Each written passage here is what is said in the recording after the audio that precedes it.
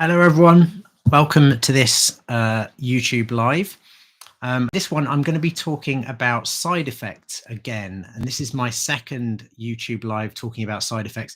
And that's because I've recently experienced some what I think are mild side effects from a herbal supplement I've been taking. So I'm going to talk a bit about that and how I discovered it and what I'm doing about it, and just go into some more detail about side effects from supplements and so on. So before I get into all that, just a quick disclaimer, the usual. This is YouTube, this is the internet. So if you have any serious medical problems, please do book in to see a medical herbalist or to see your doctor. Don't just take any advice off the internet. And anything I say here is for education and entertainment purposes. And I will be sticking some links in the description box below this video on YouTube afterwards. All right, that said, I'll crack on. All right, so in the other video I did about side effects, or the other podcast, depending if you're listening or watching, I did talk about the different classifications of side effects, and they sort of the A, B, C, D, E, and F varieties of side effects. So go and check that out. And I sort of want to briefly mention that conventional medicines, pharmaceutical meds, have much higher side effect profiles than herbs in general. And there are very logical reasons for that. There are also exceptions. There are plants that are extremely deadly. There are some herbal medicines like deadly nightshade, like aconite, that can kill you outright. So this isn't an across the board thing, but in general, conventional pharmaceuticals have higher side effect profiles for, I think, at least a couple of reasons. The first reason being that they're more potent, they're more concentrated sources of substances, of chemicals. And the second being that they are, pharmacologically speaking, much simpler. Plants are cocktails of compounds.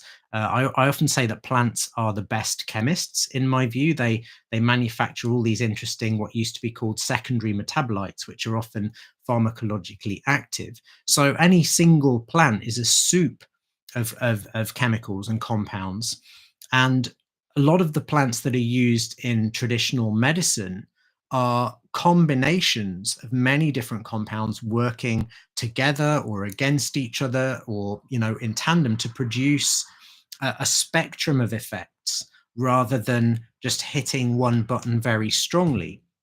So this, of course, means that they're likely to be a bit gentler and have a broader range of applications and activities, and be, on the whole, less likely to produce side effects. The commonest side effects that you get with plant medicines are allergy, because some people are allergic to plants, and occasionally cumulative toxicity. There's you can get some compounds in plants can build up in the body and cause problems.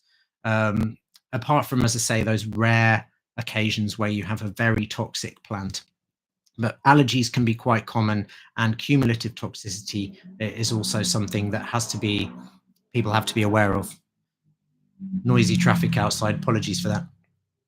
So in terms of plants, there are some plants, medicinal plants, that would in medieval times have been perhaps described as herbs or medicines of Jupiter. This means they were classified as under the astrological sigil of the planet Jupiter, which was the great benefic, meaning that they had a wide range of applications, and on the whole, they were more food grade. So and almost universally beneficial. So to give you some plant examples of that, bilberries or blueberries would have been under Jupiter. Milk thistle would have been under Jupiter. Lemon balm, sage under Jupiter. To give you slightly more obscure plants, these would be known to a herbalist, but perhaps not so recognizable by members of the public. You've got plants like wood betony, would be herbs of Jupiter, agrimony. So these are plants that have a very low toxicity profile and a very broad range of applications. So these would have been less likely to have caused side effects. But then you've got all sorts of other plants that are sort of on that spectrum from food to medicine, which is really a spectrum of concentration of pharmacologically active compounds. You've got ones which are edging more and more towards the drug end of the spectrum. And then you've got your drug plants, which are plants which manufacture perhaps one or two really potent compounds. And these are the compounds that are extracted by modern pharmaceutical sort of industry to create drugs. A lot of the time, what's interesting is the plants that were most valued in traditional medicine were the plants towards the other end of the spectrum, towards the food end, because these had the broadest range of applications, were the most safe. So things like milk thistle and lemon balm and sage were very valued in traditional Western medicine. So anyway, I digress. My recent experience with a side effect was, this is just because I'm putting myself through a program that I am developing, a very high-end program. So 5 months of sort of consultations with up to a grand's worth, £1,000 worth of medical testing, a full dietary review and all of that. So I'm offering that to clients. And I realized I haven't really looked at my own health in any detail for about 5 or 6 years. I've been doing this for a job and I've been keeping up with exercise and looking after my diet and all of that, but I've not done any concentrated review. So I thought what I'll do is I'll put myself through my own program first. So I've been doing that, and in so doing, had some blood tests recently, and they showed a couple of interesting things. One was eosinophilia, which is not a massively high level, but 7.4% above the normal upper limit of eosinophils, which are a type of white blood cell that often increase when you've got a sort of allergic reaction to something or when there's a parasite. There was also slight alkalosis, a buildup of bicarbonate in the blood, which can occur with some drug reactions, I believe. It can occur with low kidney function. It can occur if you're breathing too fast. But my kidneys were fine. They were showing up fine on all the other results. And the only other slightly wonky thing, I think, was slightly elevated MCHC, which is the mean corpuscular hemoglobin, the amount of hemoglobin in the red blood cells. But no other signs of anemia, no other wonkiness in the red blood cells. So this was interesting. And I know my hair is thinning. It has been for many years. So I've been taking herbs for years to slow that down. So I'm taking plants that traditionally slow down aging and were used to encourage hair loss. But I'm also specifically taking plants that inhibit this enzyme 5-alpha reductase, or contain compounds which do that, because that is an enzyme which converts testosterone to dihydrotestosterone, and accumulation of dihydrotestosterone in hair follicles is linked to male pattern hair loss. Anyway, all of this to say that I have been taking for some time, as part of my sort of hair loss prevention or slowing down protocol, a herb called Reishi, which is an amazing plant. I'll put some links to it in the description box below this video or this podcast. Which is slightly immune stimulating, and it's also slightly calming. Not to any level that I've noticed acutely. You don't take a dose of it and feel calm. It's very gentle. It's very mild, but it does slightly stimulate the immune response, and it is traditionally used for altitude sickness. And I thought what was interesting is that this slight alkalosis that I've got is something that you might see if you're breathing quickly with altitude sickness. The same with the increased concentration of corpuscular hemoglobin and eosinophilia. Now, so my suspicion is that it's actually the reishi. And so I did a little deep dive on this, and I found one case history, which again, I'll link, of a man who was hospitalized after taking reishi with high eosinophils, with eosinophilia and liver problems. And then another random person on Reddit who'd been taking reishi and another mushroom, turkey tail, saying that in blood tests they'd been diagnosed with eosinophilia. And has anyone else heard of that? So I thought, okay, it probably is the reishi. And I have been taking it daily for a year or so. I do take this hair stuff for several months, and then I usually give myself a break of a couple of months or so, because the hair's not all going to fall out in one go. So I like to give myself breaks from things. I just think it's a good idea to do that. but I suspect that is what has been going on. Now, what's the point of this ramble and divulging this information is that I don't think side effects, as I mentioned in the previous video, happen in a vacuum. And I've long suspected that I have a bit of a sensitivity to molds going on. So there's a bit of black mold in the entrance to my shared domicile, and a little bit of it tends to grow in the bathroom. And like a lot of English old terraced houses, there's condensation and tendency to get mold. So I clean it up when I see it, but there's a definite tendency to it. And I think about 4 years ago, I noticed the wallpaper behind my bed was all bubbly and whatever. So after putting up with it for a couple of years, I stripped all the wallpaper off and discovered swathes of mold behind the wallpaper. So I bleached that all off and then sealed the wall with anti-mold paint and then put some anti-damp paper and basically did a couple of months of renovation. What was interesting was I didn't put two and two together at the time. After that point, I'd been getting headaches at night. My tendency to allergies, which I have anyway, had been a lot worse. That all improved. So I suspect that that mold had been causing problems. And it's now known there's lots of mold varieties like Aspergillus or Stachybotrys or loads of different domestic molds can cause problems to all sorts of people, not just people with allergies. So yeah, I think I've got a bit of a mold sensitivity going on, and I noticed that that may be somewhat transferable. So, for example, if I add nutritional yeast to food, that after I can do it for 1 day, it's fine. 2 days, I'll get mouth ulcers. 3 days in a row, my whole tongue will be covered with mouth ulcers. Not good. So there's a yeast sensitivity. All of this to say, if I have been in other little piece of the puzzle was that during COVID, I was visited by a friend and she had a pulse oximeter to measure pulse oxygen, which I don't have and I need to get for my practice because they're useful little gadgets. And when I tested it, my oxygen was a little low. So I am thinking that perhaps some environmental mold has been causing me problems. And obviously, since doing the whole bedroom wall cleanup thing, that has been improved. But that might be one reason why the reishi could be working as intended, in a sense, to increase the immune response to it and increase the corpuscular hemoglobin as a result of perhaps low grade reduction in oxygen transfer in the lungs from inhaling mold toxins and so on. I don't know.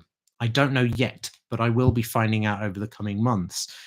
I also suspect that reishi, because it is itself a mushroom, may contain some antigens, some proteins in common with other mold spores, and therefore the body is reacting to it. So this goes to what I was saying in the other video about when you get side effects to plants, they could sometimes fall under that B or bizarre category, like totally unexplainable. But as I often say to herbal students, idiopathic, and this is a kind of a Dr. House thing to say, which I enjoy. Idiopathic means only an idiot can't tell you why it's happening, which is possibly unfair. But what I'm getting at is there's always an explanation for something. You may not be able to find it, but there's always an explanation for it. So for my own story, over the next few months, I mean, I'm having to parcel this out because seeing my doctor at the moment, like my private doctor, is like for many of us, kind of trying to get an audience with the Pope. So unless your head's hanging off, there's no point actually trying to get medical care for that. So I'm just, the blood tests I did recently were private. And I'm going to go for another set of tests in a couple of months and catch up on that. I'll also be getting a pulse oximeter and testing oxygen and doing a peak flow test and various things, and just gradually building up a picture over the coming months so that I can confirm or deny some hypotheses. But I have stopped in what I've done with this, the reishi supplement, is I've stopped it a couple of days ago so that when I have my blood test done in a couple of months, I'll be able to see if the eosinophils have gone back to normal or not, and if any of those variables have returned to baseline, which I'm hoping they will have done. If not, then it'll be back to the drawing board, and I've unfairly blamed the reishi, which is a brilliant herb, and I do suggest that you read up on it because it's quite potentially useful in lots of cases. Last thing I'll mention, because I don't want this to be super, super long, is just a sort of protocol point. The other thing that's happened recently is